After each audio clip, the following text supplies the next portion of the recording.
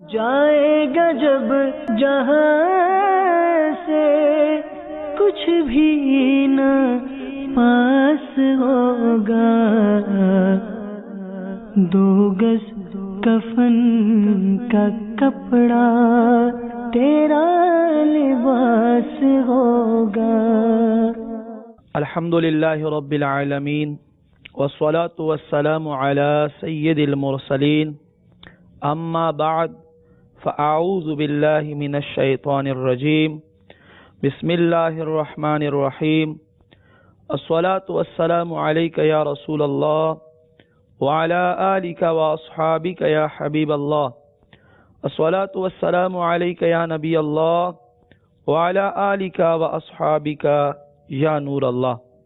فرمان مصطفیٰ صلی اللہ تعالی علیہ وآلہ وسلم ستاسو خپل مجلسونه ما باندې درود شریف ویلو سره خیسته کوي، دا بستاسو د پارا په ورځ د قیامت نور وګرځيږي۔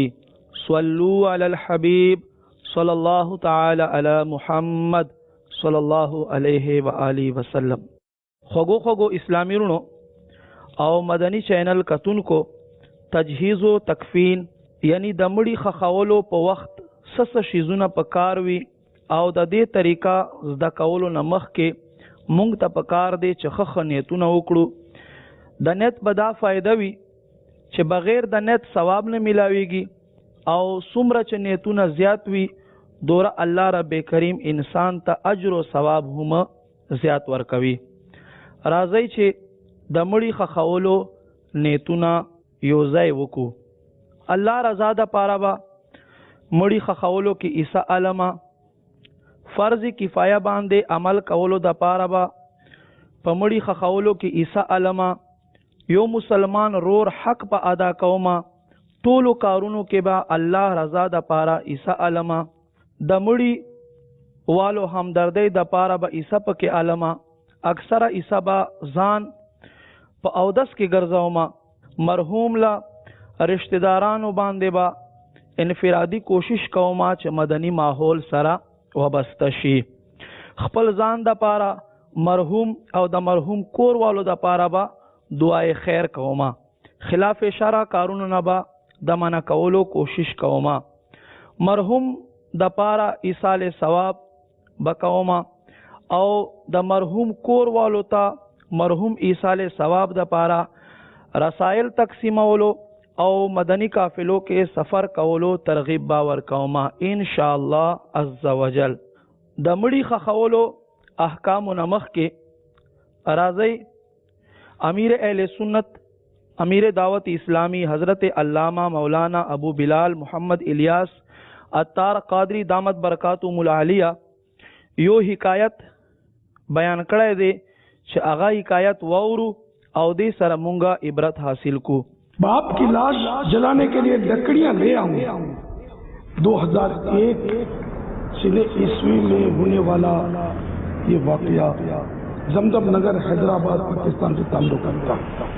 چنانچہ ایک مالدار شخص کا انتقال ہو گیا، لوگ اس کے عالیشان بنگلے میں جمع تھے۔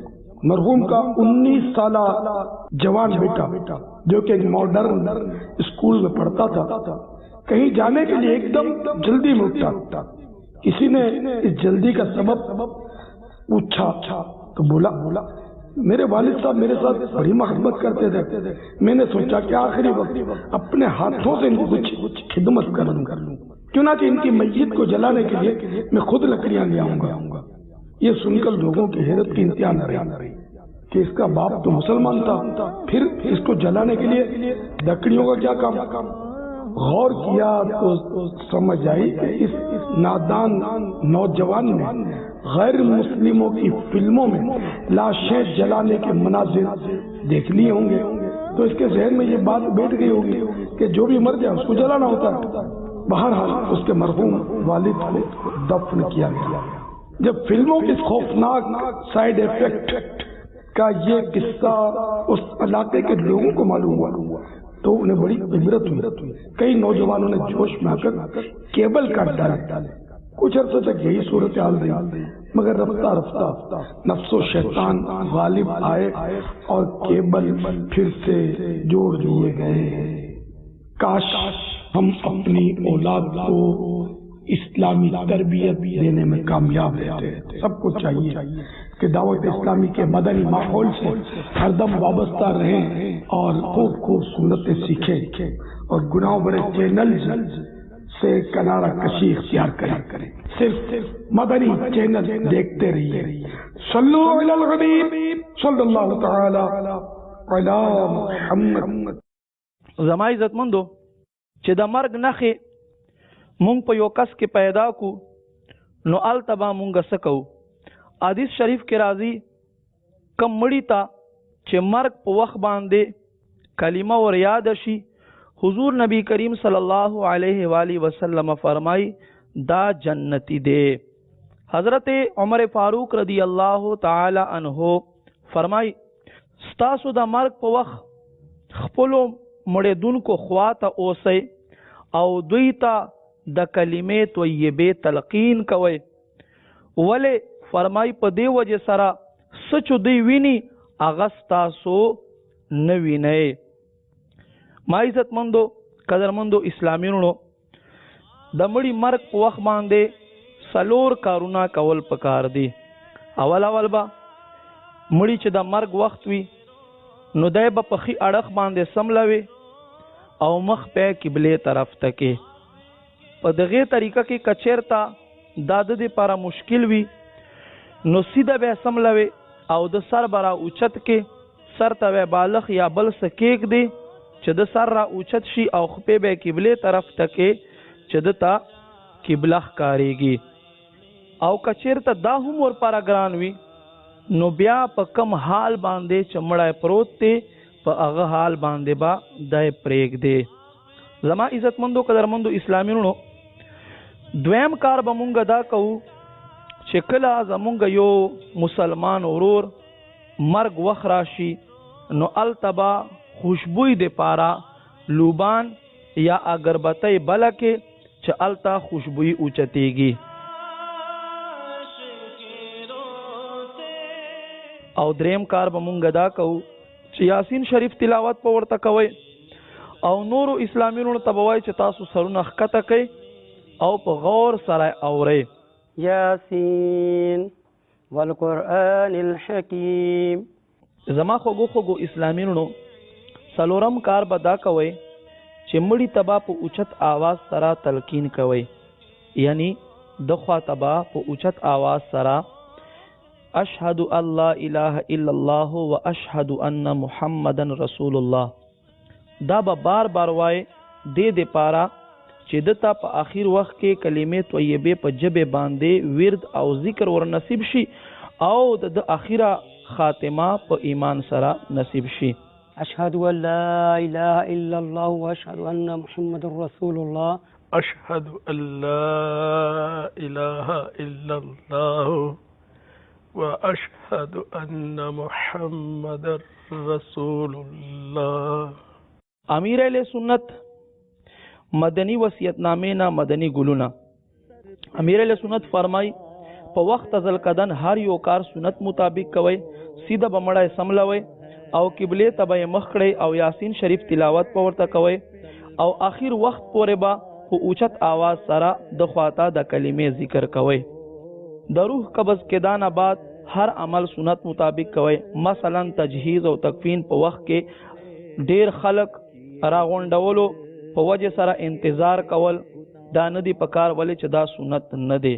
بهار شریعت په څلورمه حصہ کې بیان شوی احکام مطابق عمل وکړئ او مزید تفصیل د پاره مزید د باندې ځان پوی کولو د پاره کتاب تجهیز و تکفین صفحه نمبر 93 تر 83 پورې مطالعه وکړئ۔ صلو علی الحبیب صلی الله تعالی علی محمد صلی الله علیه و آله وسلم۔ روح قبض کېدان بعد با سکوي۔ زما خوږو اسلامیونو حدیث شریف ته حضور نبی کریم صلی الله علیه و آله وسلم ارشاد فرمایي څوک چې دا مړی کور والو په غم کې شریک شي الله به هغه انسان ته د تقوا جامع ور اغوندي او په روح قدس کې به الله رب کریم روحونو په مابین کې پروردگار عالم د په روح باندې خصوصي رحم و کرم کوي. روح قبض کې دان رستو شپږ مدني ګلونو باندې عمل کول پکار دي. نمبر 1 انسان چې مړ شي فوراً به سترګې ورپټې کې. دویم ایوه غټه پټه به راواخلې کپړه به ورته وسیرې او هغه به د سر او د زنې نه تاو کې لپاره د دې چې د دې مړي خوله کولاو پاته نشي. دریم مخ به قبلې ته کې. څلورم خپې او لاسونه به ور سیده کړې. پنځم د خپو غټې ګوتې به وتړې او شپږم د مړي په خېټه باندې به یو درون شیز کېږدې مثلا رضائی یا کمبل وغیرہ دې پاره چې د دې مړي خېټه ونه پړسېږي. خو دومره درون شیز به خوږو اسلامي نه په باندې ږدوي چې په هغې سره مړي ته تکلیف وي.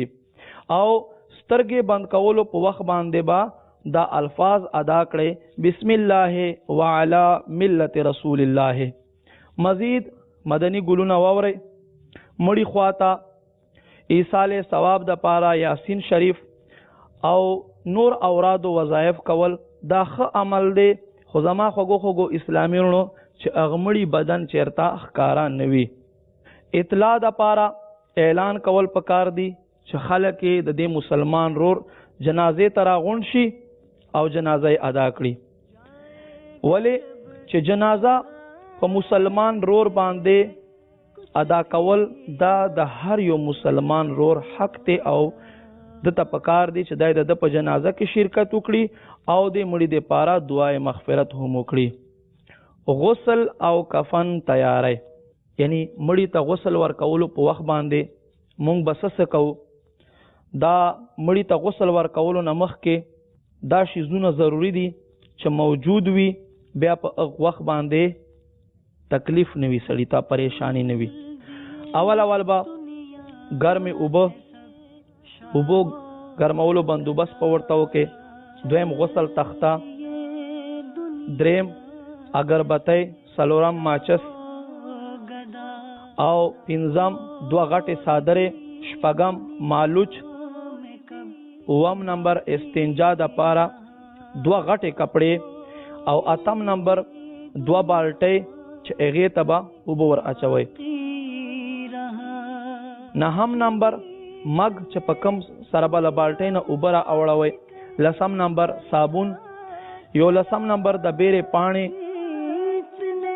12 نمبر 2 تولیې او 14 نمبر کفن د پاره یو لوی کپڑا چې هغې نه به مونږه کفن بیا کټ کوو. 14 نمبر کینچی. 15 ستن او داګه. 14 کافور. 15 خوشبوئی. او دې سره زما اسلامي رونو کله چې تاسو چاله غسل ورکوئ نو هغو مسلمانانو رونو ته به خپل ټایم ورته وښایئ ورتګ وخت په ورته وښایئ چې زه به په دې وخت باندې درځم. مړي غسلو 4 حکمونه. غسل تختې نه به غسل نه مخکې 3 ځله 15 ځله یا 9 ځله اگربتی تاو راتاو کې چې التا خوشبوئی خورا ورا وګرځيږي.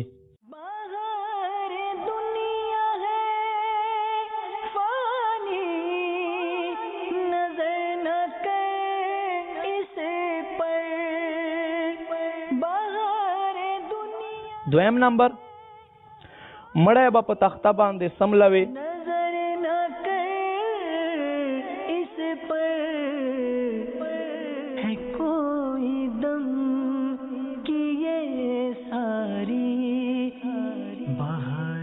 دریم نرمۍ سره به جامې ته وباسي یا به جامې کټ کې خو یاد وساتئ ما عزتمندو اسلامي رونو چې مړي ته به تکلیف نه ورکوي.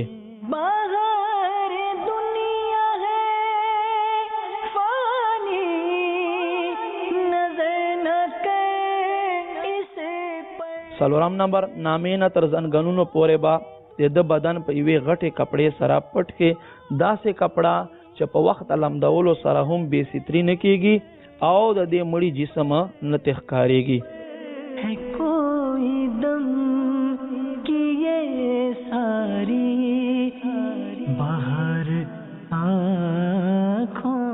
امیر اہل سنت حاجی زمزم د غسل په وخت باندې او فرمایل جامع آرام سره تی وباسئ او ستر لحاظ کوئ.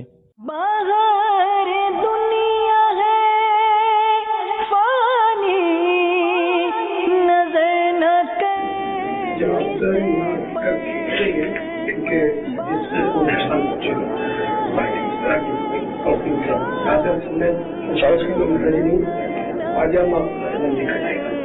جو نکل سکتا ہے وہاں سے بھی نکال دیا جائے، باقی کپڑا بعد میں پھینک نہیں سکتے، اس کو اگر طلب ہوتا تو پاک کھانا پڑے گا.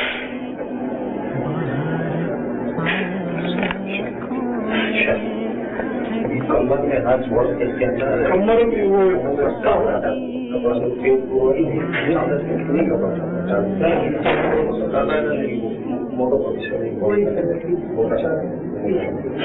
خالی تھی.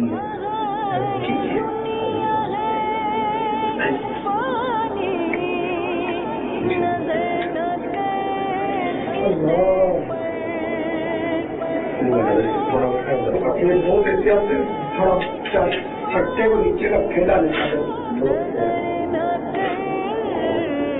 کمر پر، ایسے ترکیب سے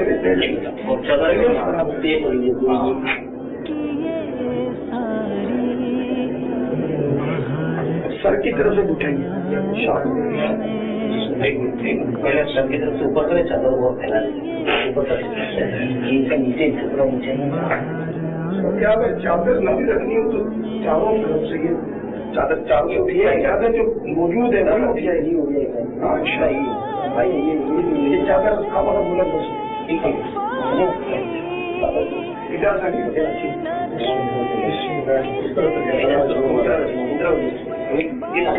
سب پگ رکھی ایسا لے لوں گا.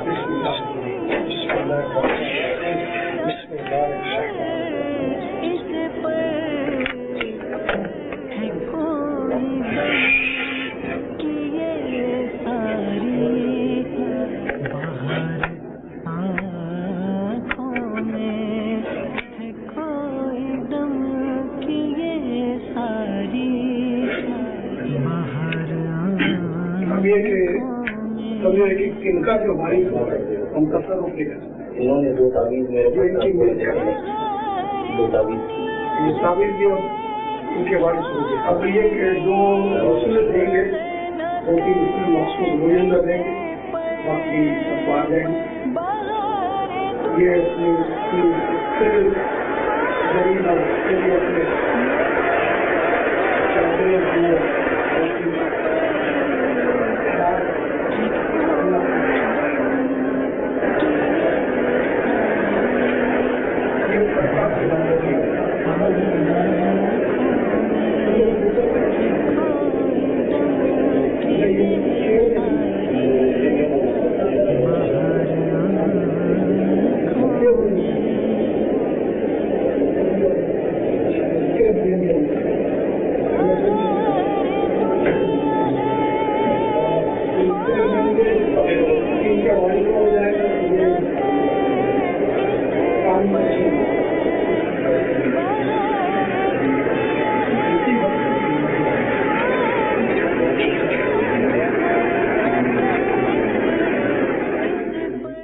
جائے گا جب جہاں سے کچھ بھی نہ پاس ہوگا، جائے گا جب جہاں سے کچھ بھی نہ پاس ہوگا، 2 گز کفن کا کپڑا تیرا لباس ہوگا. او دے تفصیل دے پارا مزید طریقہ کار دے پارا اگورے تجہیز و تکفین صفحہ نمبر 3 والا تر 3 پورے. صلو علی الحبیب صلی الله تعالی علی محمد صلی الله علیه و آله وسلم. زما خوږو اسلامینو، اوس پمونګه د اوبو تفصیل واورو چې مستعمل اوبه څه ته ویلی کېږي او اوبه څه وخت مستعمل کېږي، څه وخت دوی د پاکي لایق وي او د پاکي لایق نه وي.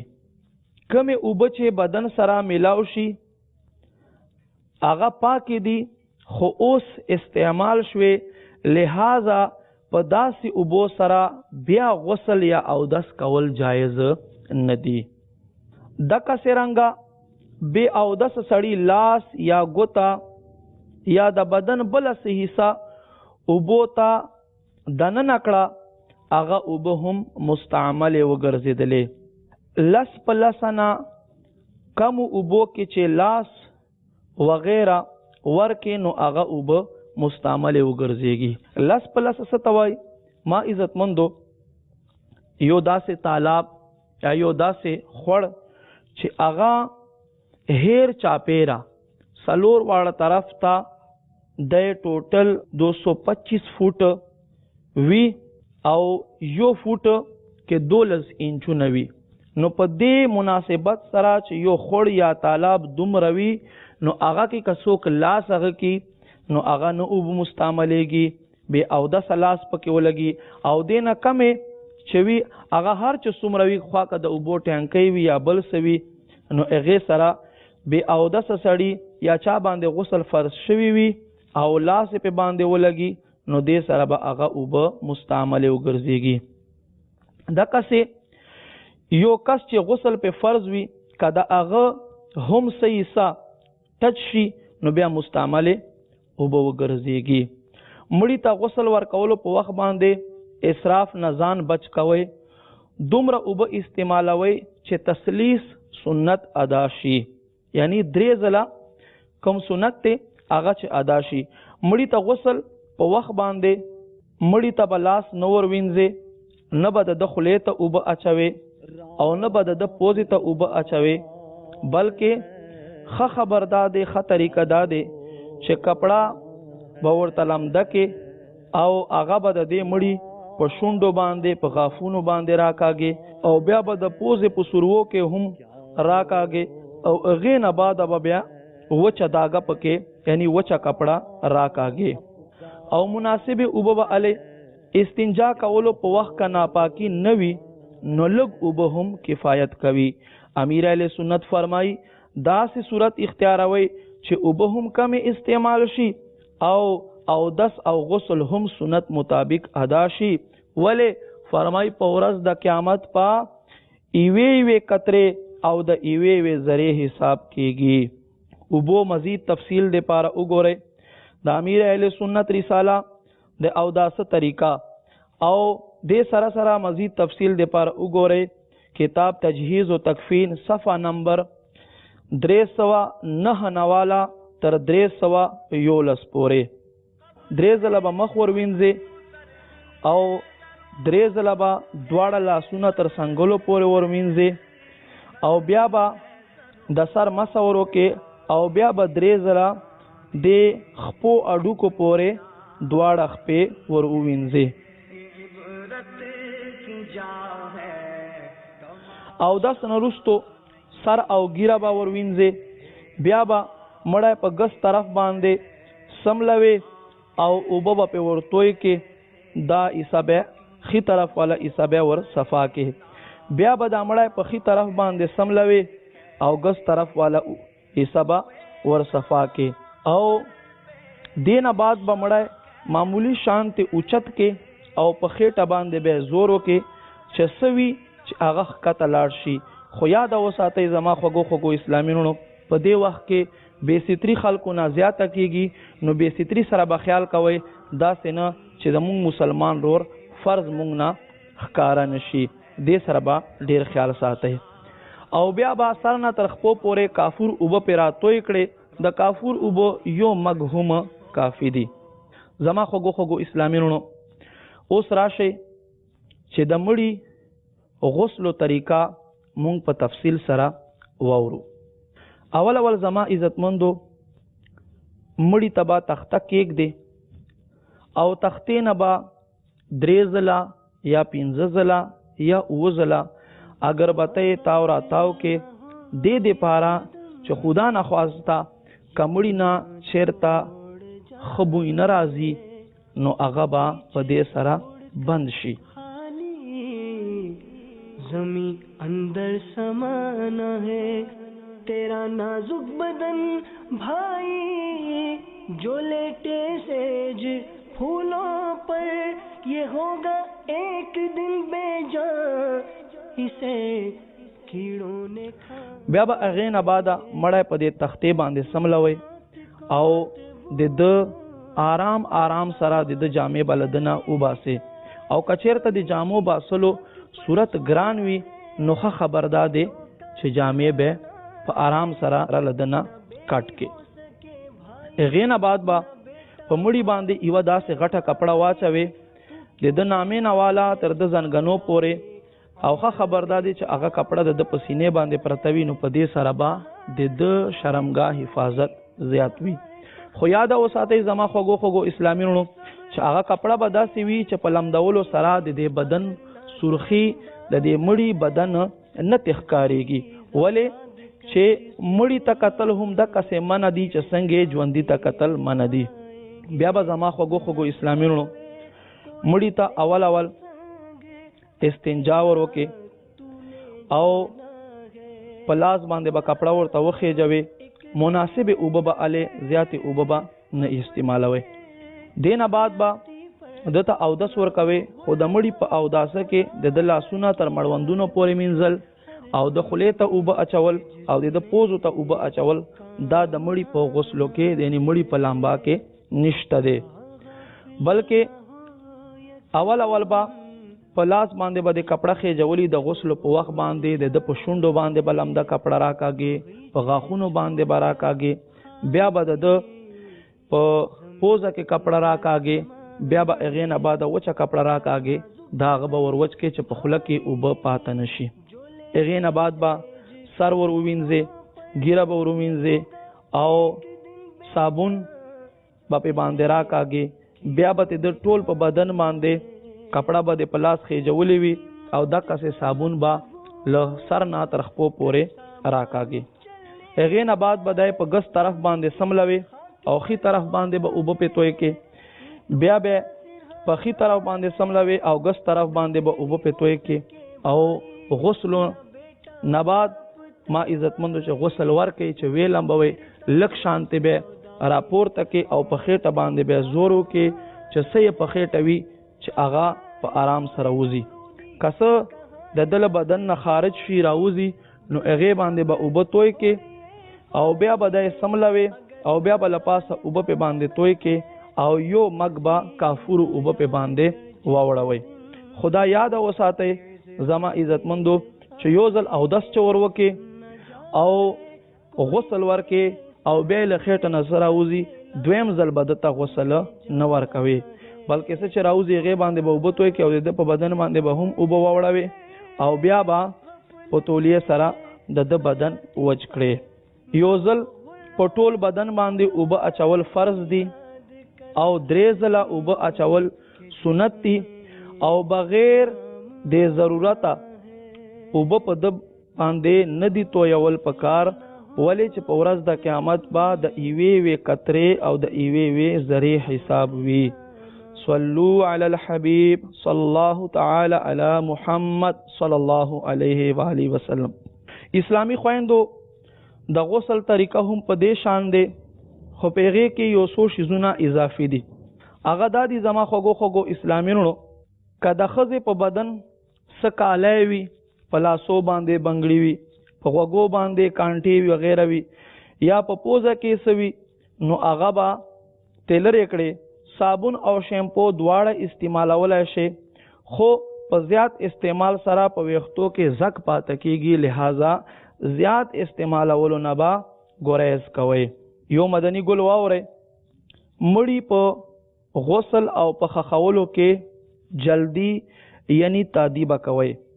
حدیث شریف کې راځي او د دې ډیر تاکید هم شوی دی مفتی احمد یار خان نعیمی رحمت الله تعالی علیه فرمای د مړي په خخولو کې تادی کوي. فرمای ولې چې په دې کې مړي د پړسېدو او د خرابېدو خطر وي، لہذا په دې کې به تاسو تادی کوي او د مړي پر دې خیال به کوئ.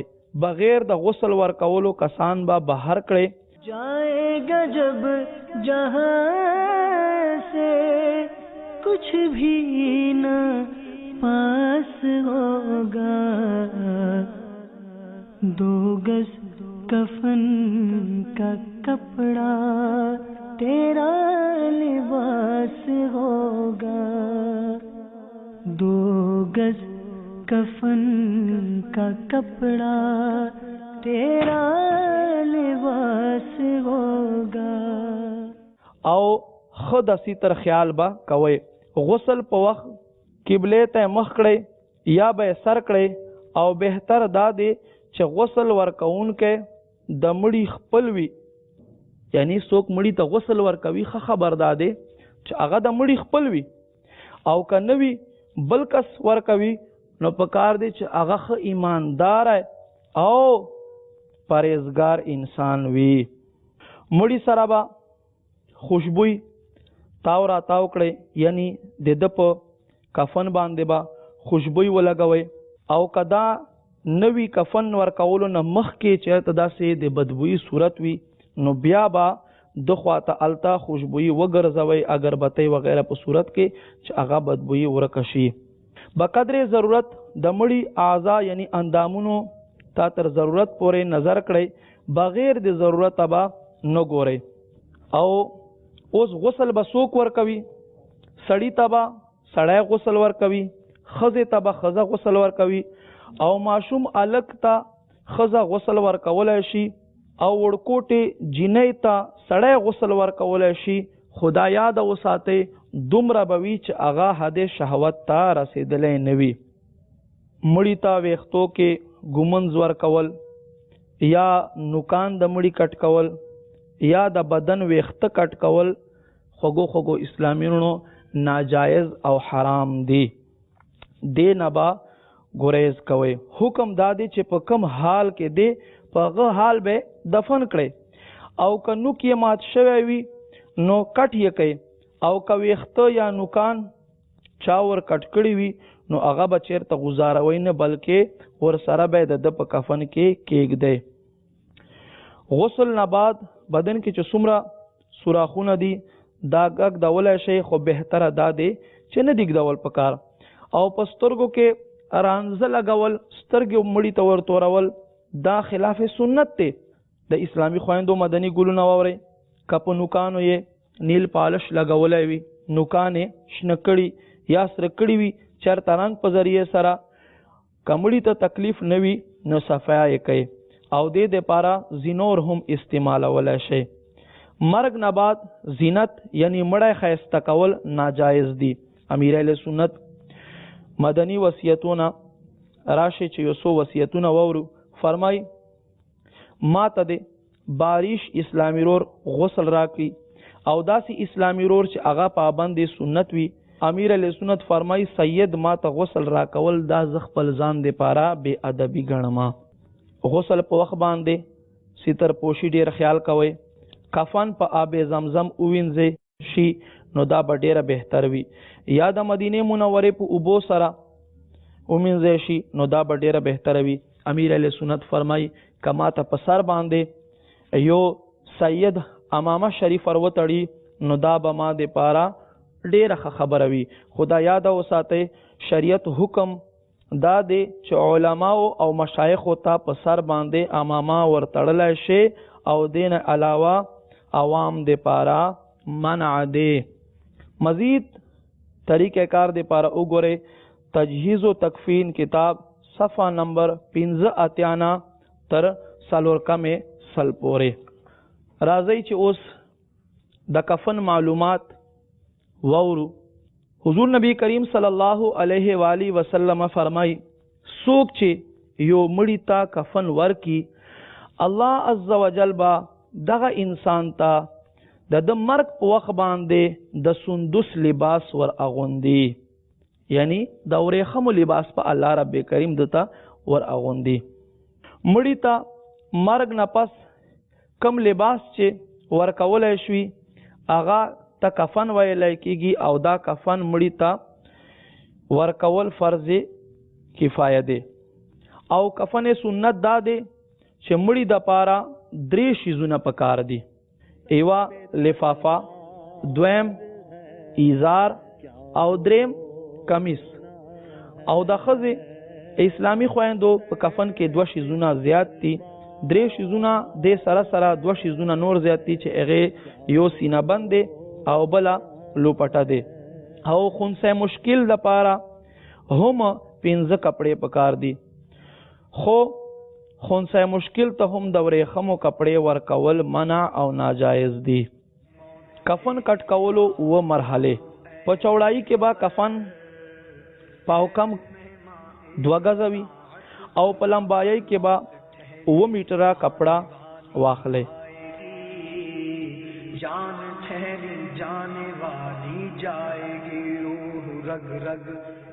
اول با لفافه کټ کئ د مړي سر او خپونه چې تیروي چې پکې تړلای هم شي. کھیل کتنوں کا بگاڑا موت نے قبر میں میت اترنی ہے. دویم ایزار هغه دویم نوم تیبند هم دی.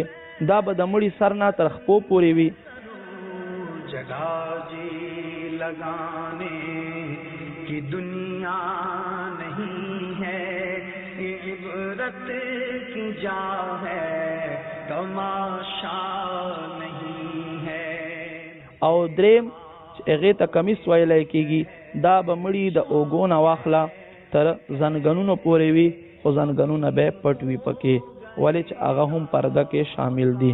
کیسے کیسے ہوئے نامور بے نشان، کیسے کیسے زمین کھا گئی نو. بیا به کمیس کومه طریقه دی هغې طریقې مطابق کټ کړئ. او د ښځو 2 شیزونه زیات دي، سینه بند او لوپټه. سینه بند به له سینې نه والې تر پتون پورې وي. عبرت کی جا ہے تماشا نہیں ہے. سونے والے رب کو راضی کر کے سو، کیا خبر اٹھے نہ اٹھے صبح کو، کیا خبر کہ تیری صبح ہو نہیں.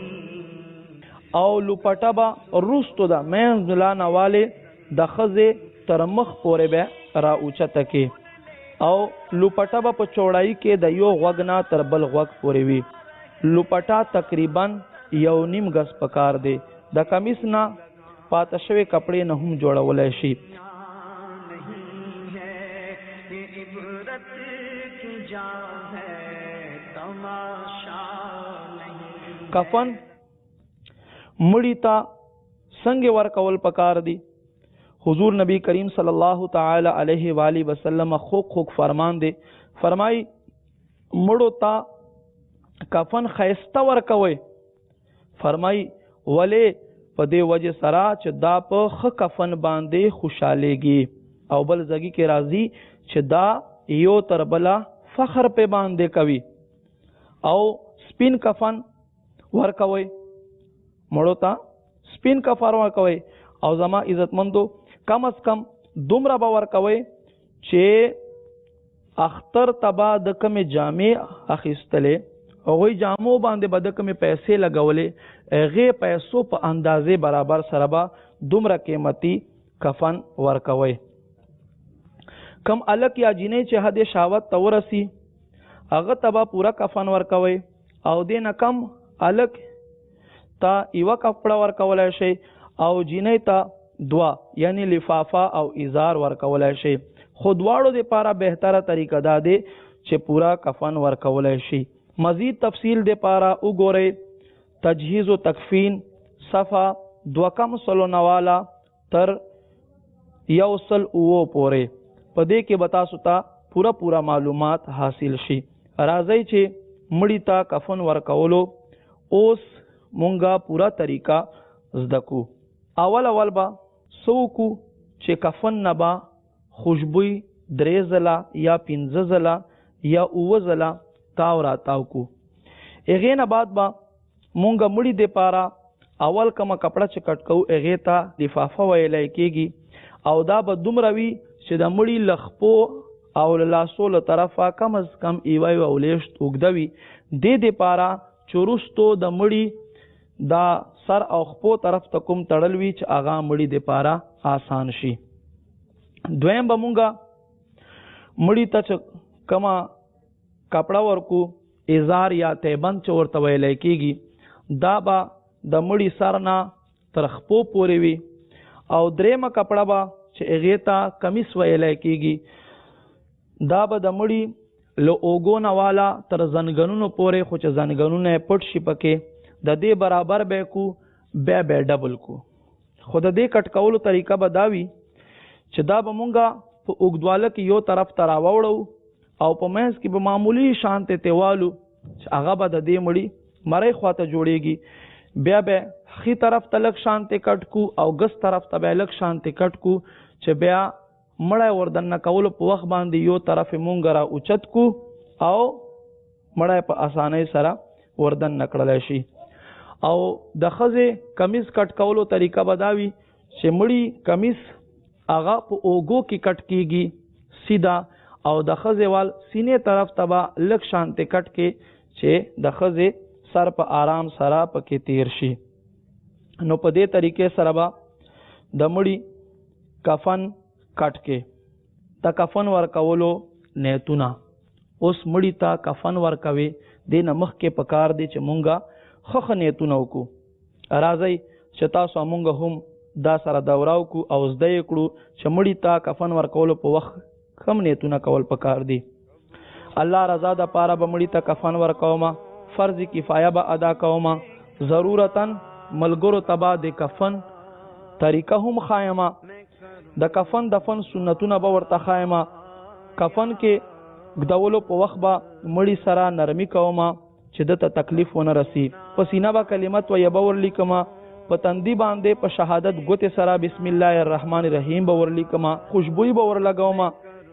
آب زمزم کوي نو هغه به په کفن باندې شیندم، یا کعب زمزم نوی نو مدینه منوره او به په کفن باندې شیندم. خوګو اسلامي نو د کفن ور اغوستلو 9 مراحل. نمبر 1 کفن ته خوشبوئی ورکول. کفن د پاره کپڑے نه داګه یعنی پټای جوړول چې پیغه سره کفن تړلای کېږي. په کفن خورولو کې له ټولو نمخ کې لفافه خورول، بیا ایزار، بیا کمیس قد برابر خورول.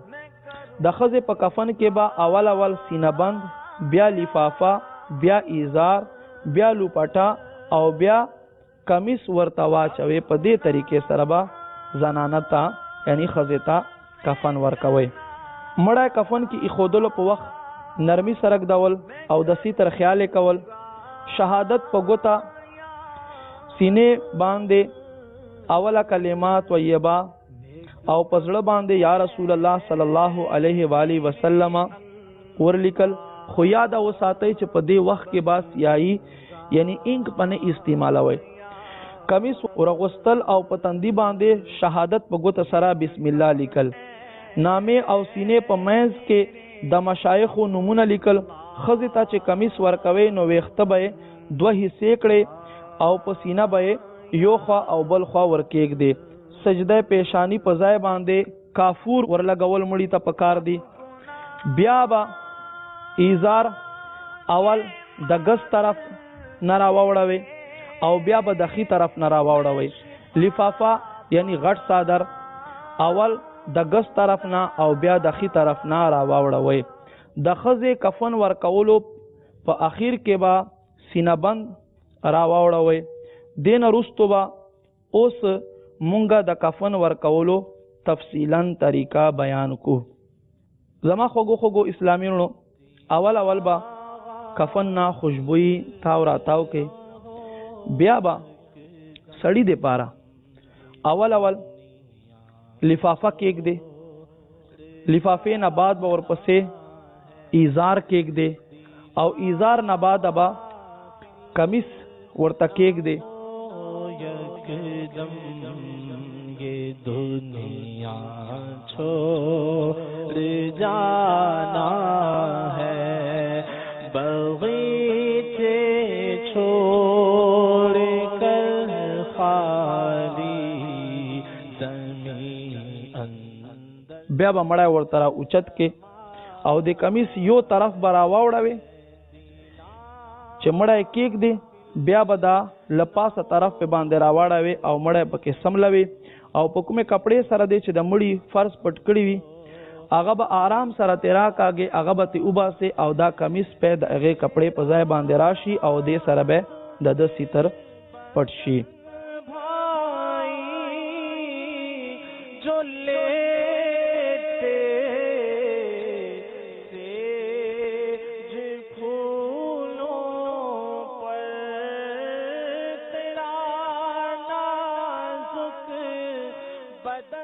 بیا به ورپسې ما عزتمندو قدرمندو ایزار ګس طرف نه یعنی تیبند ګس طرف نه را واوړوئ، بیا به ښي طرف نه را واوړوئ، بیا به لفافه چې ورته ویلی کېږي چې په سر او خپلو طرفه اوږده وي هغه به ګس طرف نه را واوړوئ او بیا به ښي طرف ته را واوړوئ او په دې طریقې سره به ما عزتمندو دا ور وتړې. نہ ہو یکدم یہ دنیا چھوڑ. په منځ کې سینې خواته او خېټې خواته که دوه پټې د ده ملا نه ښکته د ورته ایښودي او پې باندې وې تړې نو دا به ښه خبر وي.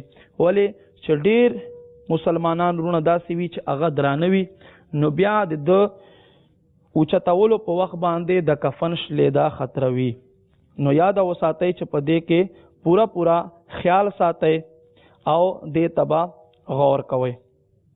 اسلامي خویندو د پاره به اول سینه بند ورته کېږدې، بیا به ورپسې لفافه کېږدې، بیا به ایزار کېږدې، بیا به ورپسې د دې لوپټه کېږدې او بیا به هغې نه بعده کمیز شي. اندھیرا ہماری قبر میں سرکار ہے جیسا اندھیرا ہماری قبر میں سرکار ہے.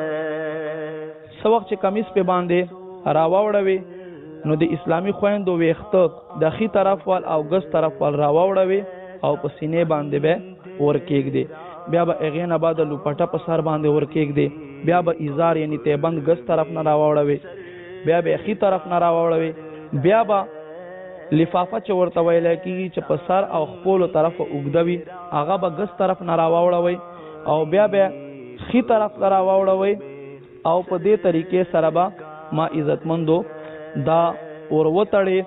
آپ کی نظر کرم ہوگی تو بیڑا پار ہے.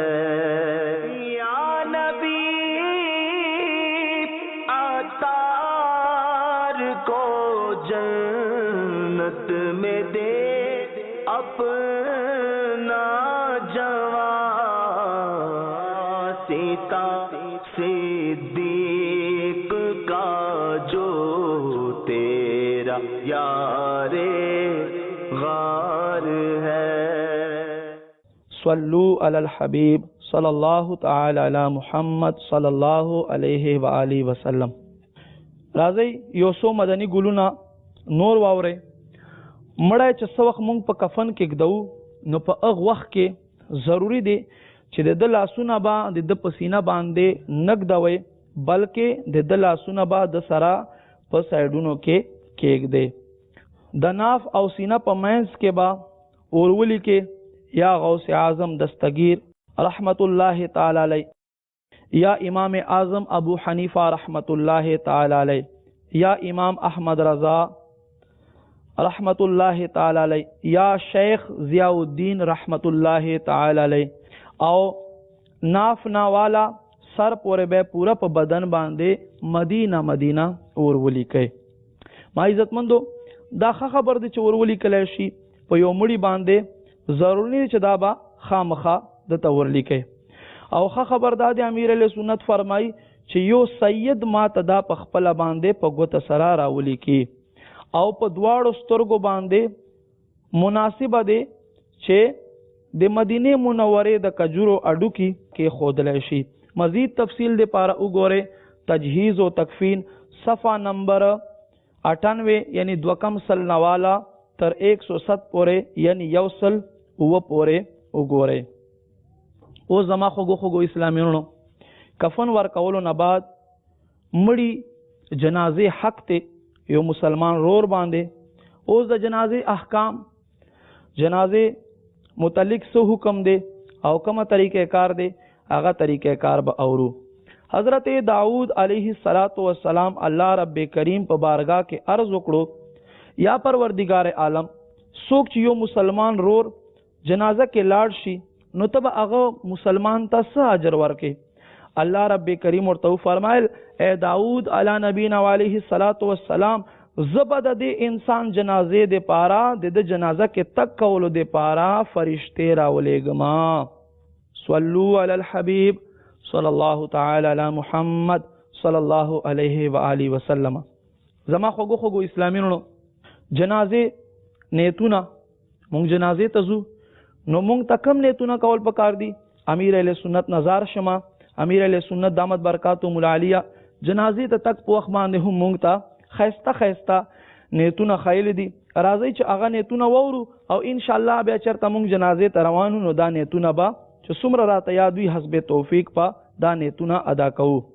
الله رضا د پاره به جنازه ادا کوما فرض کفایه به ادا کوما مرحوم رشتہ دارانو به غمخواری کوما مرحوم د پاره به دعای مغفرت او ایصال ثواب کوما. جنازه کټ بسنتو مطابق ورما کما سنتو طریقه دی هغه مطابق پورما. جنازه ته اوګه ور کولو په وخت با چاته دکې نه ور کوما. زما خوګو اسلامیونو جنازه احکام به وسوورو. جنازه منځ کې ارکان سودی او سنتونه سودی. جنازه منځ کې دو ارکان دي چې هغه څلور ځله الله اکبر ویل دي او قیام یعنی ولاړای دي. او جنازه درې سنتونه دي ثنا یعنی سبحانك اللهم ویل بیا درود شریف ویل بیا دعا.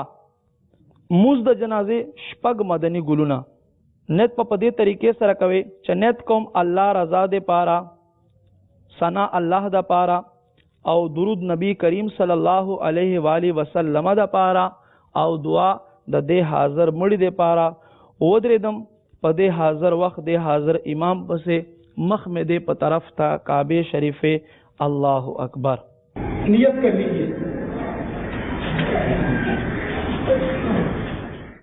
نو جنازه طریقہ کار بداوی چې اول امام الله اکبر وکي نو تب هم الله اکبر ور سره وکي بیا به سبحانك اللهم شروع کې پدې کې یو لفظ زیات ته وجل ثناؤک الله اکبر.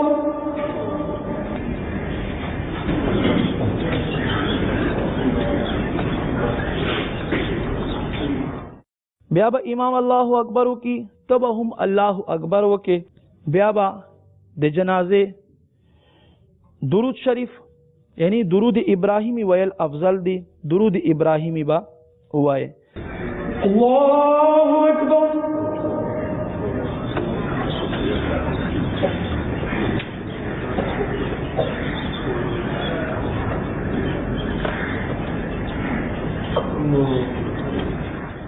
اغین بعد بیا امام صاحب الله اکبر وکي تب هم الله اکبر وکي او بیا با کچیرتا لوی سړای وي بالغ وي عاقل وي خدا هغه د مړي دعا یعنی اللهم اغفر لحینا دعا به وای او کنا بالغ الک وي نو د نابالغ الک جنازه دعا به وای او کنا بالغ جنې وي نو د هغه نابالغ جنې جنازه دعا به وای الله اکبر.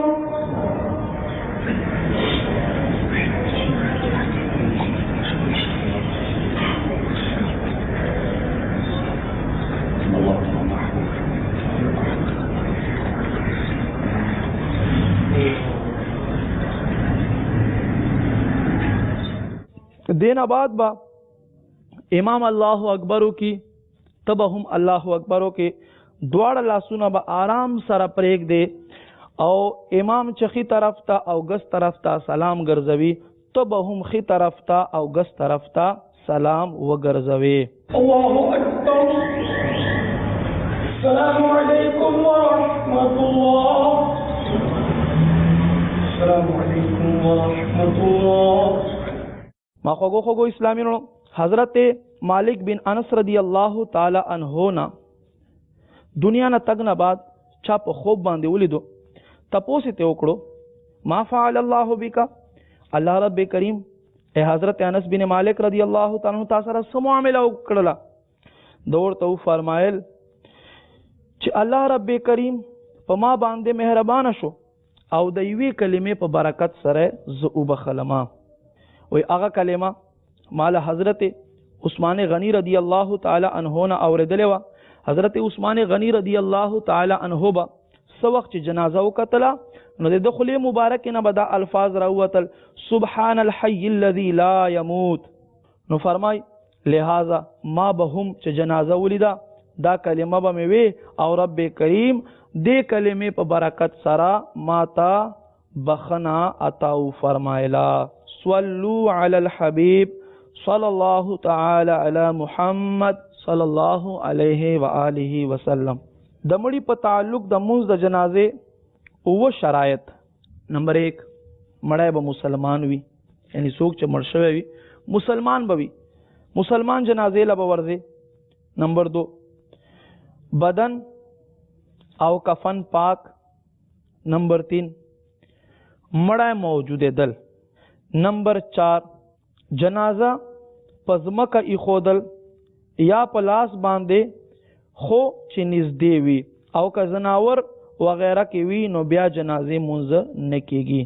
نمبر 5 مونږ کون کې یعنی چا باندې چې جنازه ادا کېږي هغه به امام ته سناسد د حصہ مخامخ وي.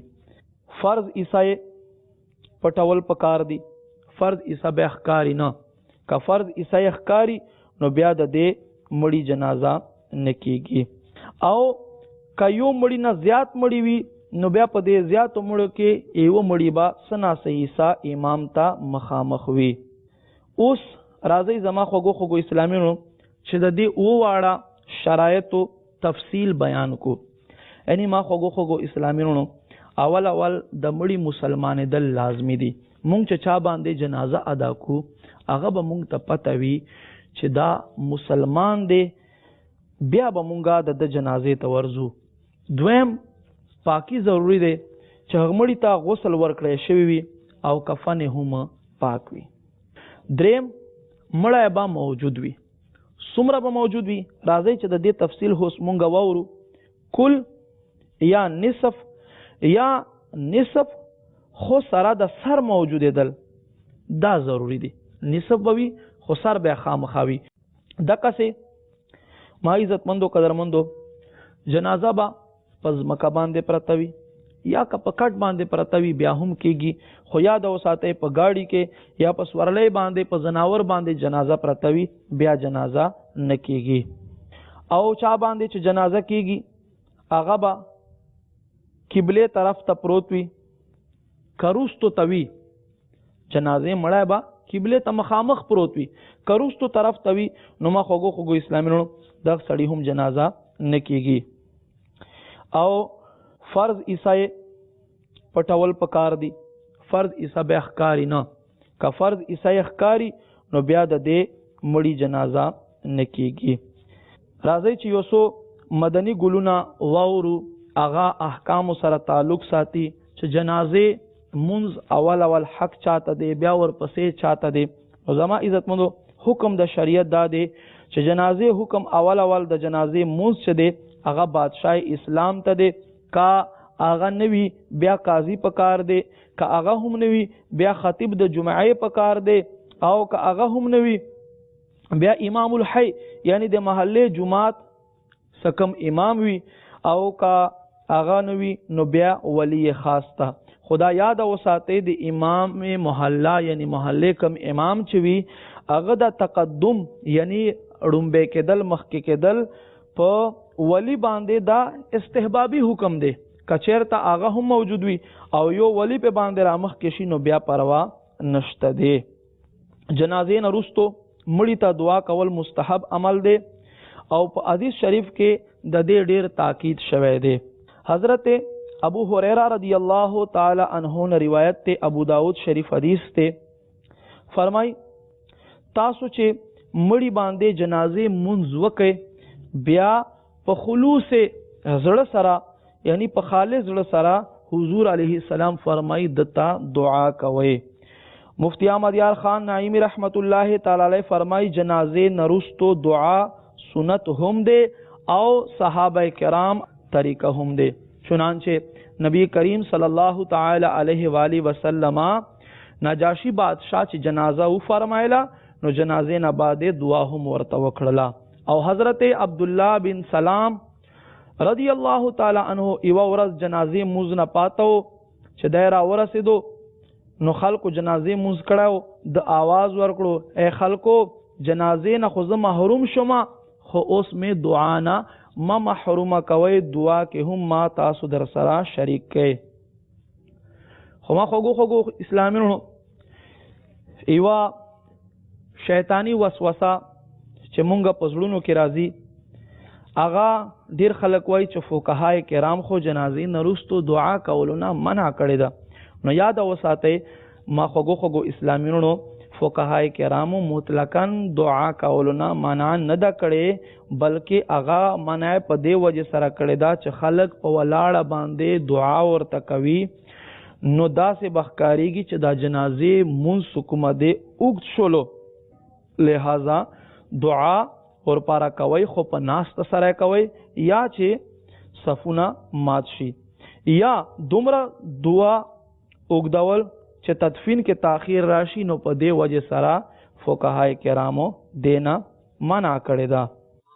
اے اللہ ابو جنید حاجی زمزم رضا کی مغفرت فرما. یا اللہ ان کی قبر نور مصطفیٰ صلی اللہ تعالی علیہ وآلہ وسلم سے روشن ہو جائے.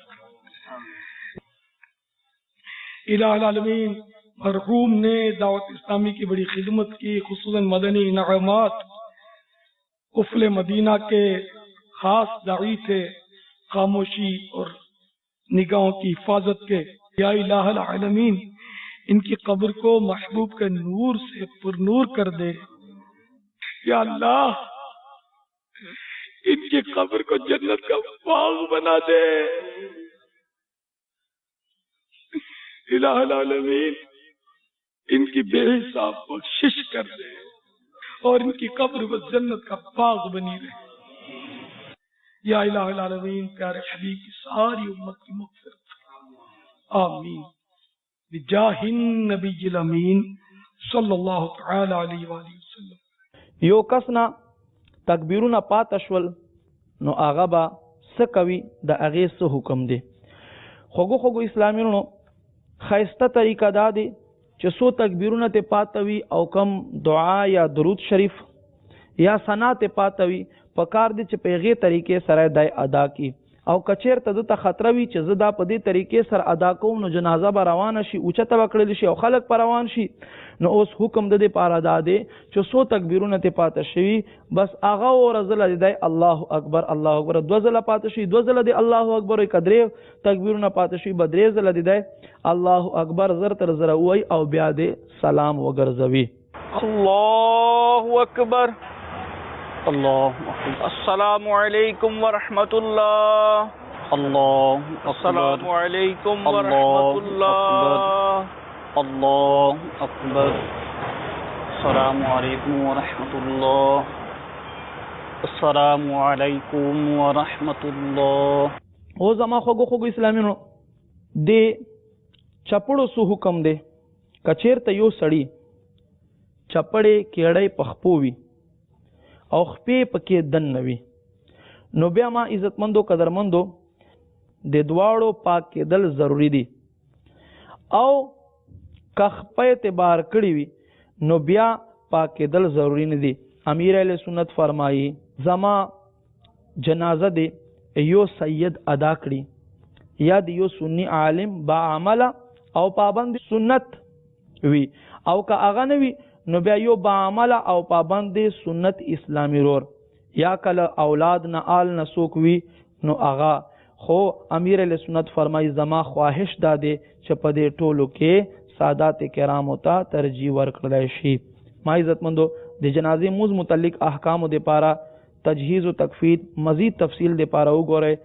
اوس د جنازې اوړلو طریقې کار بسنګ وي او هغه په وړلو باندې څومره ثواب ملاويږي راشي چې هغه مونږه اوس وورو.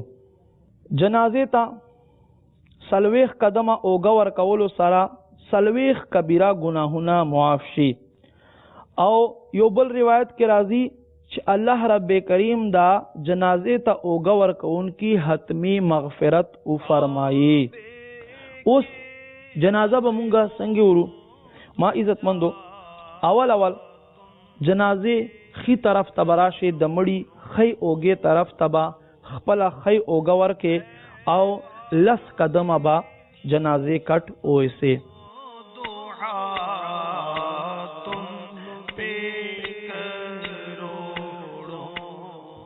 بیا با راشیخ پو طرف ته د مړي خیخ په طرف ته با خپل خی او گور کې او لس قدمه با جنازې کټ اوسه.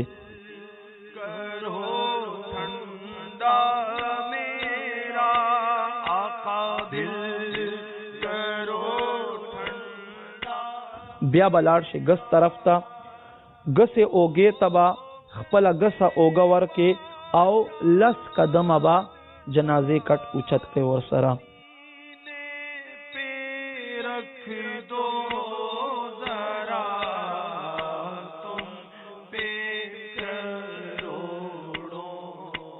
بیا به زما خوږو اسلامینو راشي د مړي خپو طرف ته او جنازې تبا ګس طرف نه با یعنی ګس خپې خواته ګس اوګه ور کې او لس قدمه به وېسه.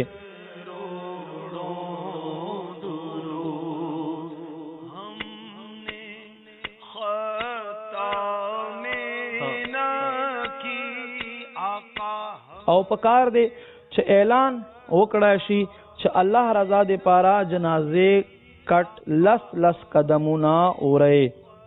راځي چې یو سو نور مدني ګلونه وورو. معشوم جنازې متعلق معشوم جنازه که یو کس اوچه تکړی وي سحرج پروا نشته دی او کا یو کس نه علاوه یو سو قدمه یو کس وشي به بل تور کی په دې طریقې سره اوري نو بیا هم سپروا نشته دی. خو یاد وساته خزو ته جنازې سره تک کول منع دی خزبا نه پرېږدوي. امیر علیہ سنت دامت برکاتهم العالیہ وصیت نمبر 14 کې ارشاد فرمایي د جنازې وړلو په وخت باندې ټولو سنتونو لحاظ ساتي او امام اهل سنت قصیدہ بردا قصیدہ شریفہ کعبہ کے بدرود جا تم پہ کروڑوں درود دا وائے. فرمائی کعبے کے بدروں دو جا تم پہ کروڑوں درود طیبہ کے شمس و ضحا تم پہ کروڑوں درود. او په دې سره نور اذکار کوي یا دین علاوه علماء اهل سنت نور ناتونه وای او په دې سره تاسو خپل جنازې کټ وړئ. مزید تفصیل د پاره وګورئ تجهیز و تکفین کتاب صفحه نمبر 1 تر 122 پورې. صلوا علی الحبیب صلی الله تعالی علی محمد صلی الله علیه و آله وسلم. خوږو اسلامینو اوس په مونږه د قبر قسمونه بیانو. قبر په څو قسمه باندې دي د قبر احکام څه شي دي. حضرت برا بن عازب رضی الله تعالی عنہ نے روایت ته فرمای مونږه نبی کریم صلی الله علیه و آله وسلم سره یوزه ایوی جنازه سره لاړو. حضور نبی کریم صلی الله علیه و آله وسلم هغه قبر خواته کینستو او دومره وجړل چې قبر خاورې هم ورسره لوندې شوې. حضور نبی کریم صلی الله علیه و آله وسلم او فرمایل اے زما صحابه کرامو قبر د پارا تیاری کوي. مړی خول فرض کفایه دی. د قبر دو قسمونه دي، یو لحد دی چې هغې ته بغلی قبر هم ویلی کیږي، او دویم چې دی هغې ته شک وایي او دې ته صندوق هم ویلی کیږي. خدا یاد وساتئ دا لحد صرف او صرف په هغه ځمکه کې کیندلی کیږي او جوړولی کیږي چیرته چې ځمکه سخته وي او له پاسه نه راپرېوتو خطره نه وي. لکه په مدینه منوره کې اوس خاوره سخته دی، هلته لحد کیندلی کیږي. لحد څه ته وایي؟ دا به د قبر کوم صورت وي اکه شانتي یو غار به وکیندې او بیا به ښي طرف ته یو تاک شانتي تاک جوړ کې دومره چې مړی پکې راځي او بیا دې ته به مړی وردننه کې او ورسره به په سایډ باندې اوږدې خښتې یا نور څه تختې وغیره ولګوي او بند به کې او بیا به قبر د خاورو ډک کې دقسې صورت جوړولو ته لحد ویلی کېږي. او دویم شک ته. شک څه ته وایي؟ شک دې ته وایي چې په ځمکه کې داسې غار وکیندي او بیا په هغې کې یو څو پیریر وکي په خښتو سره یا په تیږو سره دیوارونه پکې هیر چاپیره را اوچت کی، بیا په هغه کې دننه مړی کېږدي او له پاسه تختې یا سلیټ وغیره څه کېږدي او بیا یې بند کی. نو دې ته شک ویلی کېږي. د قبر لمبایي او چوڑائی. حضرت عبداللہ بن عباس رضی اللہ تعالی عنہ نا روایت تے فرمائی چې ستاسو مړو ته ښایسته کفن ورکوئ، په وصیت عمل کوئ او جوور قبر ورته کیندئ. حضرت ابو موسی اشعری رضی اللہ تعالی عنہ هم خپلو زامنو ته دا وصیت فرمایلو چې ما ته به قبر جوور کیندئ. او ټول امت په دې خبره باندې عمل دی چې مړی قبر ورته کیندلی کېږي او په ځمکه ایښودل او هیر چاپیره دیوار ته تاو کول دا منع دی. یعنی زما خوږو خوږو اسلامي وروڼو، بعضې ځایونو کې داسې وي چې نن سبا یو دا رواج شروع شوی دی لکه څنګه چې امیر علیه سنت په خپلې مدنی گلدسته کې دا فرمایل چې بعض قبرستانوں میں میت کی تدفین کے لیے زمین میں گہری قبر نہیں کھودی جا رہی، بلکہ 1 یا 1.5 فٹ کھدائی کرنے کے بعد اس میں بلاک کی دیوار اٹھا کر قبر بنائی جا رہی ہے. یوں قبر کی گہرائی زمین میں نہیں بلکہ قبر کا 2/3 حصہ سطح زمین سے بلند ہے. البتہ بعد میں سائڈوں سے مٹی کے ذریعے سطح زمین سے بلند دیوار کو چھپا دیا جاتا ہے. ایسا کرنا کیسا؟ کیا یہ طریقہ کار شریعت مطہرہ سنت کے مطابق ہے؟ جواب سے نواز دیجیے. बदकिस्मती से आजकल ये सिलसिला चल निकला है, तो समाजी इदारे जो चलाते हैं उनके जिम्मेदारान भी इसके जवाब को सुने. दीगर उलमा किराम भी ज़े नसीब ये मसला बयान करना शुरू करें कि ये खराबी आ चुकी है कब्रिस्तानों में. खुद बाबुल मदीना में ये खराबी आ चुकी है. हजरत सैयदना अब्दुल्लाह इब्न अब्बास रज़ी अल्लाह तआला अन्हुमा से रिवायत है, नबी करीम रऊफुर रहीम अलैहि अफ़ज़लुस सलाति व तस्लीम ने इरशाद फरमाया, जब तुम में से किसी का इंतकाल हो जाए तो उसे अच्छा कफन दो और उसकी वसीयत जल्द पूरी करो, उसके लिए गहरी कब्र खोदो.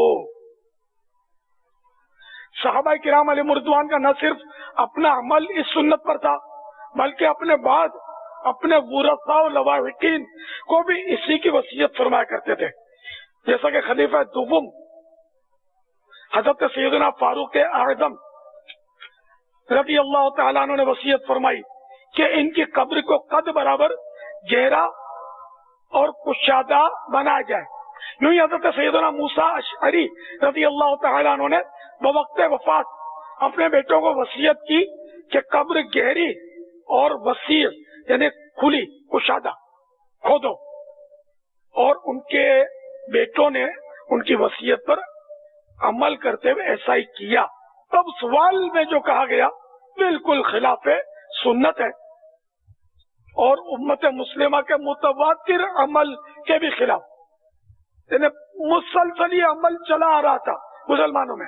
اب بعض جگہ یہ سنت جو یہ مٹائی جا رہی ہے اور اس طرح قبریں بنانے کی جو شرعی حکمتیں اور مقاصد ہیں وہ بھی پورے نہیں ہو رہے کہ قبر کو زلزلے اور بارش میں گرنے دب جانے کا خطرہ رہتا ہے.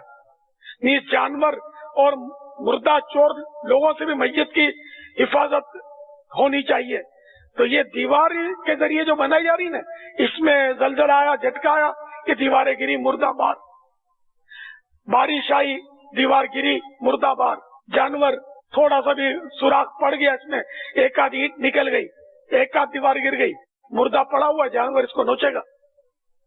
تو اس میں یہ خرابیاں ہیں. پھر جو لاشوں کے چور ہوتے ہیں لاشیں بھی بکتی ہیں, ان لوگوں کے مزے, کفن چوروں کے مزے, پھر بدبو اس کی پھیلتی ہے تو اس سے بیماریاں جنم لیتی ہیں. قبر کی سب سے بہتر سائز ہے کہ پورے قد کے برابر گہری وہ قبر, یہ بہتر ہے. لیکن شاید آپ نے کہیں بھی نہیں دیکھی ہوگی کہ اس پر عمل ہوتا ہو, الا ماشاء اللہ کہیں عمل ہوتا ہو تو. اور بہتر سینے تک گہری ہو اور گڈ آدھے قد تک ہو, اور اس کے بعد کچھ نہیں ہے.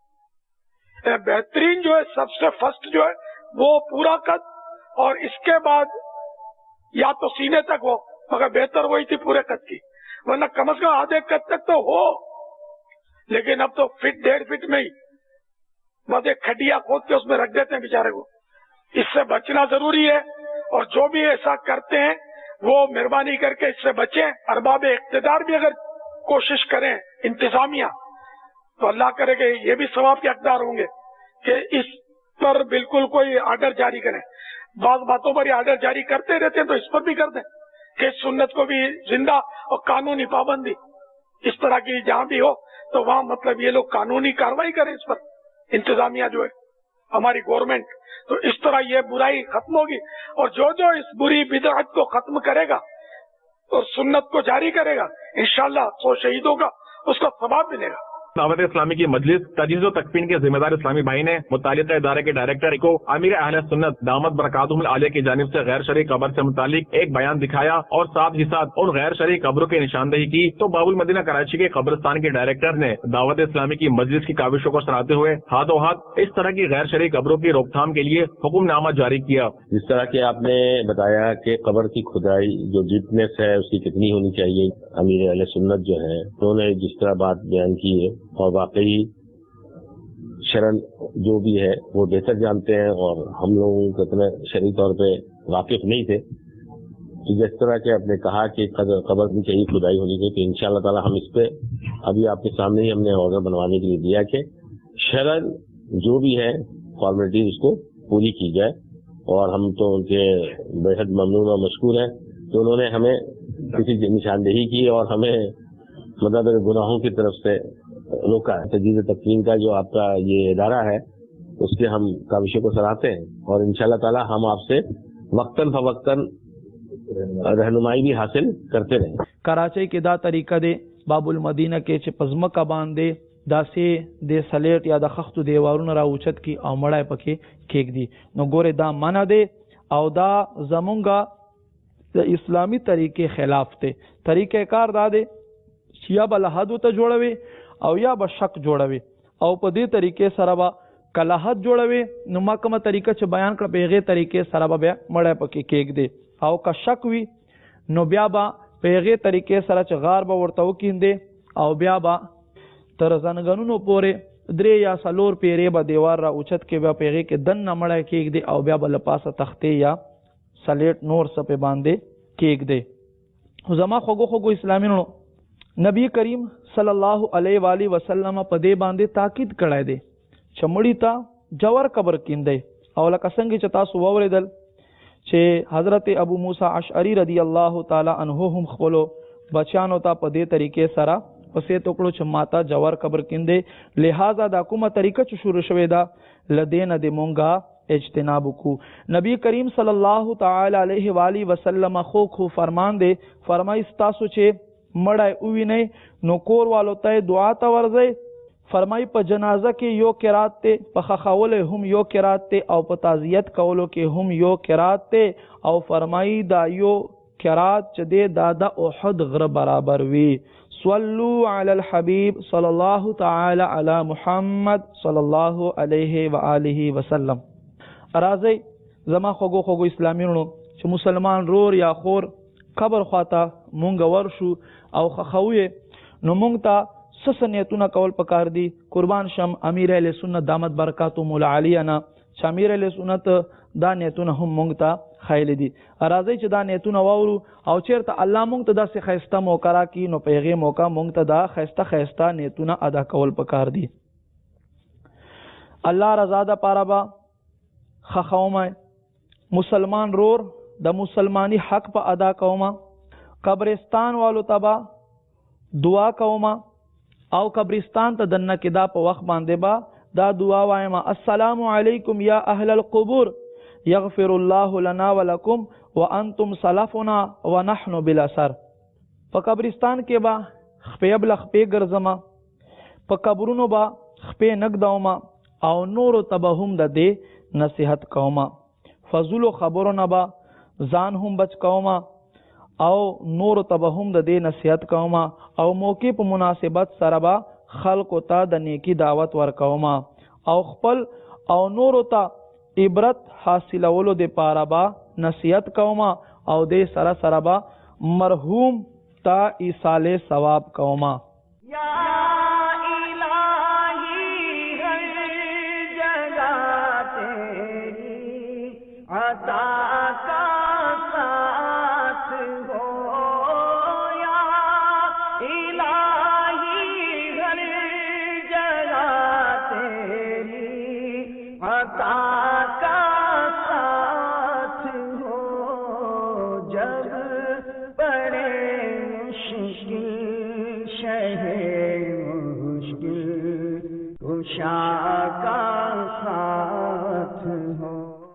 د خخولو اولس مراحل.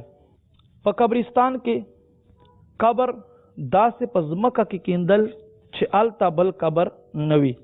د قبر لمبایي دا واورئ چې په دې کې مونږ ډیرو کسانو ته مغالطه راځي او ډیر کسان په دې کې خطا کیږي.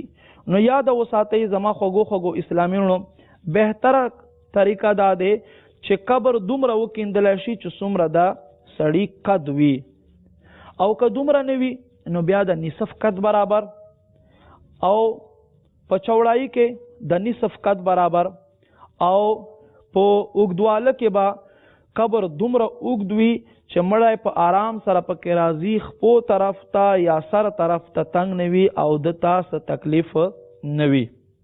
دریم نمبر که په قبر کې پخه خخته یا بلاک یو داسې شیز لګېدلی وي چې هغه اور ټچ کړی وي نو ما خوږو اسلامینو حکم دا دی چې هغه ته به له خټو نه ګاره جوړه کې او په هغې باندې به خټه لنی لمده خاوره راکاږې.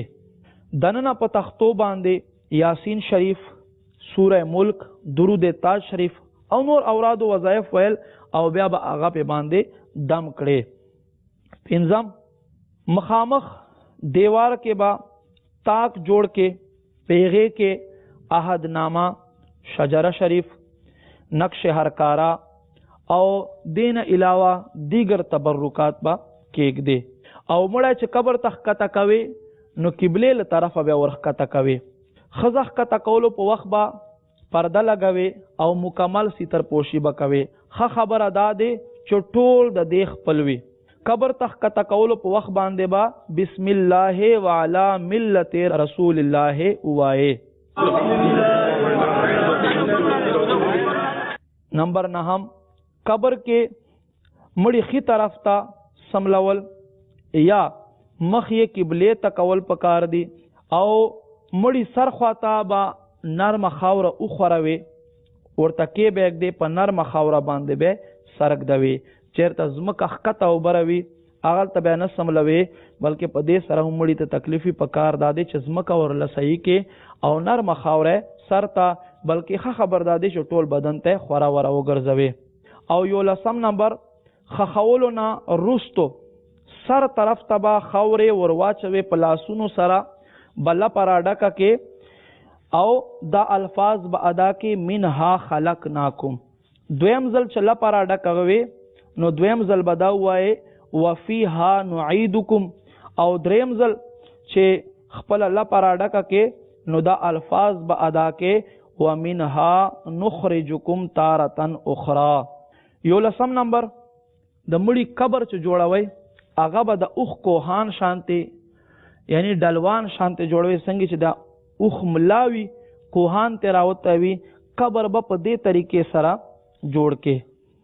خخولو نه بعد اوبه په شیندل د قبر لپاسه، او 14 نمبر په قبر ګلونه اچول، ولی چې دا تر سو پورې تر او تازه وي تر هغه وخت پورې دا تسبیح کوي. 14 نمبر دفن نه بعد سر خواته سورة البقره شروع آیتونه مفلحون پورې ویل او خپو طرف ته بیا د سوره بقره اخیرنی آیتونه ویل کېږي.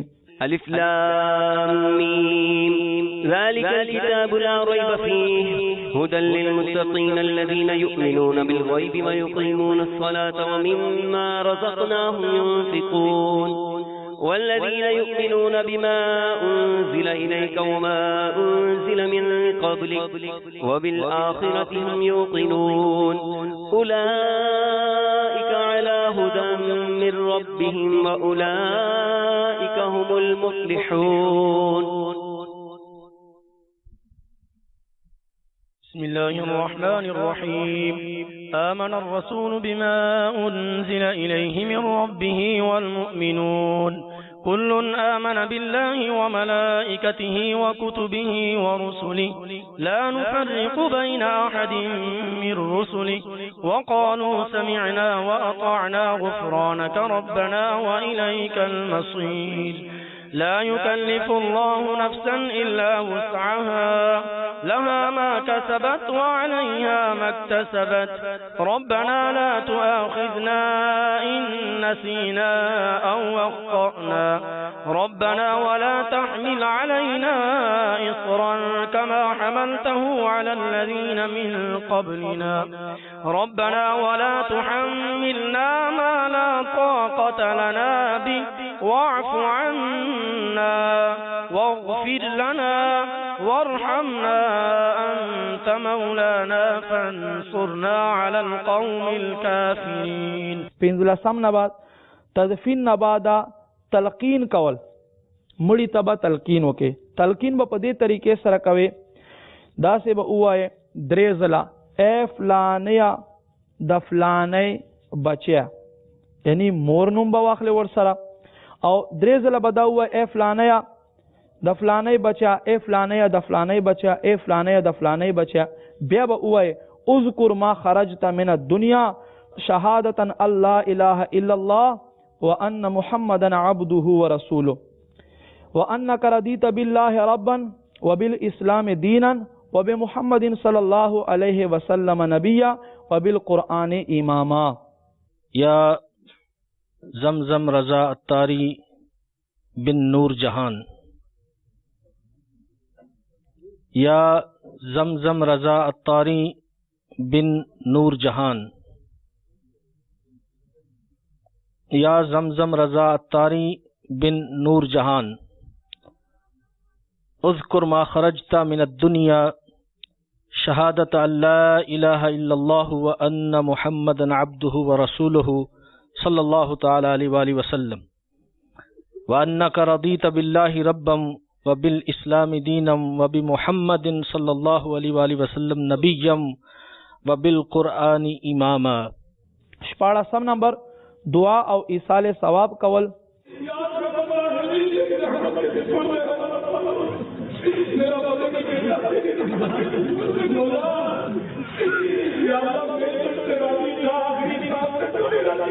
آمین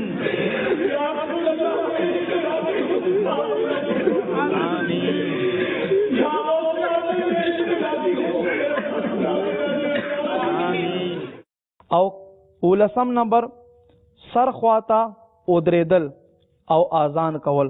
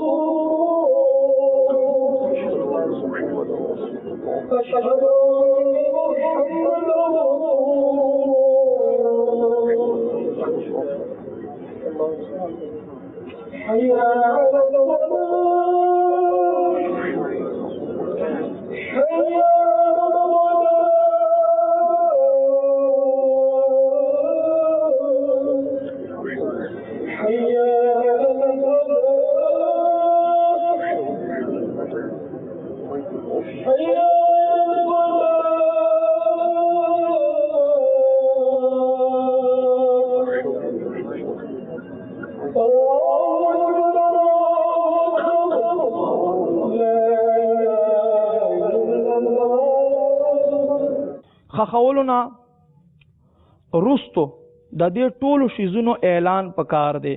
مثلا دا ویل پکار دی چې خوغو خوغو اسلامینو زایما تلاوت پکېږي، دعا بوي، اذان بکېږي او تلقین به ورته کېږي. نو ما خوغو خوغو اسلامینو دا تلقین دې د پاره ځکه چې کم مړی ته تلقین ونشي نو شیطان سوخ چې فرشته دنه تپوس کې مر ربو کا نو شیطان دې مړی ته خپل ځان طرف ته اشاره کوي. امیر اہل سنت دامت برکاتهم العالیہ ارشاد فرمایي د ټولو نه بهتر ازمکا جنت البقیع دی. کدا نوی نو بیا په کار دی چې یو د الله دوست په قرب کې خخ کړلای شي. خو یاد ساتئ په ځای غصب یعنی په زبردستی سره ایوا ازمکا اخیستل شوی په هغه کې نه دی خودل پکار، په زبردستی سره ایوا ازمکا اخیستل شوی په هغه کې مړای خخول ناجایز او حرام دی.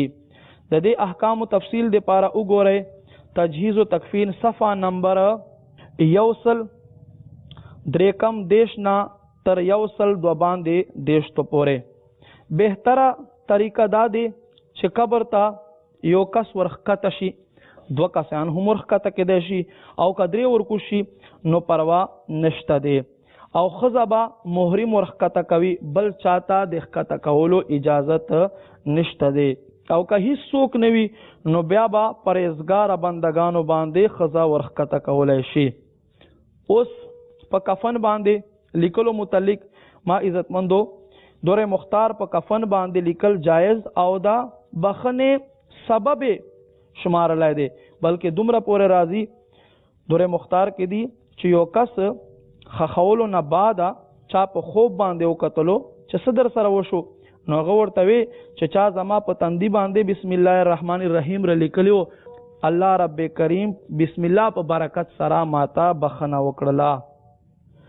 ما عزتمندو کچیرته قبر کې تاک نما صورت جوړول با برکت شیزونو د پاره هغه ناممکن وي نو بیا په کار دا دی چې په کفن کې ور سره کېږدولی شي. او بهتره طریقه دا د امیر اہل سنت فرمایي چې یو سید ماته تلقینو کی، ولی چې تلقین کې دون بعد فرشته وای زید چې زوته د تخو ارس خپلوانو خیل دی. یعنی تلقین فائدہ دا دی سو کچاته تلقین وکي نو هغه فائدہ دا دی کله چې دای قبر کې خودلای شي فرشته اغا نه تپوس ته پار راشي نو فرشته روان شي او وای زید چې زو د تخو خپلوانو ټوله خبره خیل دی. خو یاد وساتئ کچاتا د یو کس مور نوم نو ورزي نو هغه بس کوي. حدیث شریف کې دي صحابه کرامو عرض وکړو قربان تلقین په وخت باندې کوم ته د چا مور نوم ناراضي نو بیا بس کو. حضور نبی کریم صلی الله تعالی علیه و آله وسلم ورته فرمایل چې تاسو بی بی حوا علیه السلام طرف ته نسبت وکړئ ځکه چې دا خو د ټولو مؤمنینو مور دی. زما خوږو اسلامینو مزید تفصیل د پاره وګورئ تجهیز و تکفین صفحه نمبر 123 نا تر 147 پورې. الله رب کریم دې مونږ ته په دې طریقې سره خپل مړي خخولو توفیق عطا فرمایي. او زما خوږو اسلامینو الحمدلله عز وجل تبلیغ قرآن و سنت دعوت اسلامی غیر سیاسی تحریک نظار شمه چې دا هر شعبه کې زمونږ مسلمانو رهنمایي کوي په تجهیز او تکفین کې تاسو دا طریقه واورېده زمونږ په پښتو ژبه کې نو خوږو اسلامي ورونو دا عرض دی چې دې طریقې سره تاسو خپل مړي خښوئ او د دې طریقې مطابق نور ته هم اسلامي ورونو ته د دعوت ورکوئ او مدني ماحول سره خپل ځانونه وابسته کړئ. الله رب کریم دې څنګه ما پیر مرشد فرمای او مونږ ته دا ذهن را کړی دی چې منم کوشش مې کنم خود را و تمام دنیا اصلاح را کند. ما د خپل ځان او د کل دنیا خلکو اصلاح کوشش کول دی. الله رب کریم دې مونږ ته د هر انسان اصلاح کوشش کولو او د خپل ځان اصلاح کوشش کولو توفیق عطا فرمایي. آمین بجاه النبی الامین صلی الله علیہ وآلہ وسلم. جائے گا جب جہاں سے کچھ بھی نہ پاس ہوگا, 2 گز کفن کا کپڑا تیرا لباس ہو